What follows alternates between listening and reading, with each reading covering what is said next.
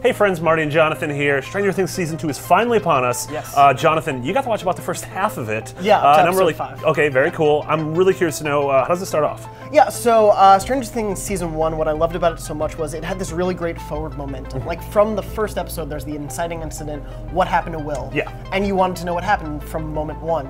Here, I love the performers, I love how it's shot, I think it's a really ambitious season, but it's also sort of an aimless season at first is the problem. Yeah. The first few episodes, I don't really know where the season is going. Yeah, it seems like whereas Season 1, you said Will goes missing, 11 is introduced, we find out about the Upside Down, you start getting into this conspiracy, and everything's always hitting beat by beat, whereas this seems like a little bit meandering so far. Yeah, in the first 4 episodes or so, it feels like you could have condensed it into almost 2 episodes, maybe even 1 if you kind of wanted to really brush through it.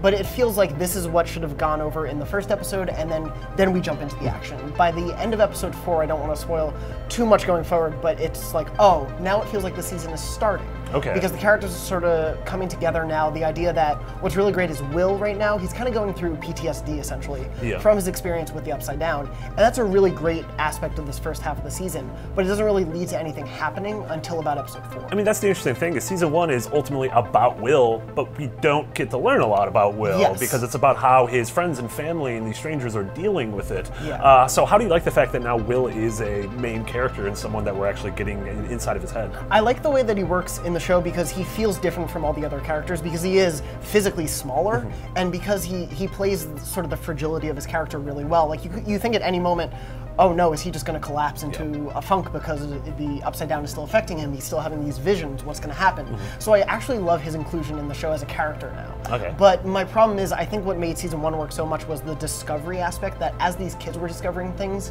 you felt like you were discovering it too. Yeah. Whereas here, I didn't feel like I was discovering anything yet, and the kids sort of, they don't have a mission yet. They're sort of like, huh, some weird things may be happening. Also, there's a new girl at school. Also, who knows what's happening with Will? These sorts of things, but it doesn't really propel the plot forward in any way. For sure. The last question I had is obviously one of the most memorable things about Season 1 was 11. Yes. Such an amazing performance, an amazing character, and one of the things I loved most was how she sort of learned how to be a normal human kid by, hanging out with these kids who were playing D&D and who were, eating pizza and that kind of thing and had these forts. Like, do we get that here? Like, how do you feel 11 is portrayed in Season 2? There are a couple moments where you do, but my problem with it is, in the beginning of the season, obviously if you haven't seen it, don't watch anymore, but the thing is, she's essentially separated from all the other kids. She's living with Jim Hopper for that first half of the season in seclusion. He doesn't want her to get hurt because he cares about her. And that's a really great sort of dynamic, but when you pull her away from learning to be a human from these characters that she's grown to love for so long, it